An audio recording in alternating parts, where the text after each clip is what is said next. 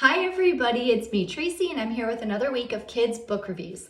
This week's book is really, I think, timely because it is all about finding common ground with other people through dance.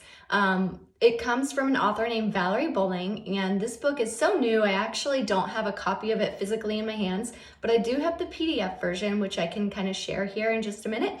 But this book is really neat. It was inspired by Valerie's nieces, Zora and Anya, who love to dance.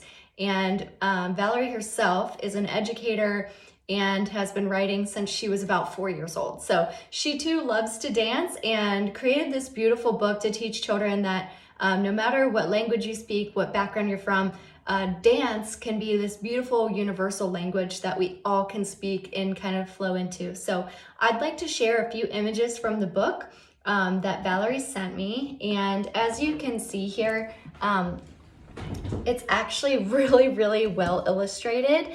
And there's different pages that represent different dance moves, different cultures, different ethnicities. And there's about 1 to 2 words per page. Everything rhymes and is very just beautifully done. I really love this book. I love how there's all different diversities included, all different ethnicities and dances from around the world.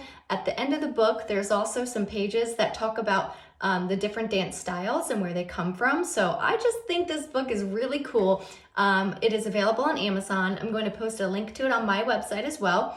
Again, the author is Valerie Bolling, and this book, Let's Dance, is available on Amazon as of about 2 weeks ago. So go check her out, and I hope you enjoy this book, and thank you for tuning in.